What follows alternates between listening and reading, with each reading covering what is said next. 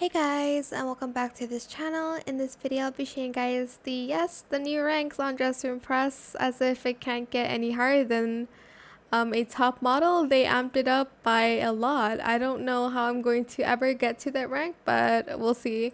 Anyways, you are going to select the star icon. So right now I'm in a runway diva. That's why I got that crown. Apparently it's not from the quest.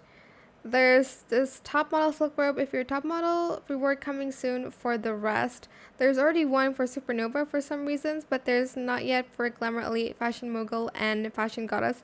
150,000 stars. I don't know how I'm ever going to achieve that rank, hopefully soon. But hopefully this year I get to show you guys the rewards by achieving that. I hope this tutorial was helpful for you guys. Don't forget to like, comment, share, and also subscribe to this channel if you haven't done that already. If you have any more questions about this video, just leave it in the comment section down below.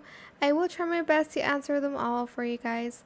And if you found this video helpful, please click the thanks button as well. That is it. Thank you so much for watching. Bye!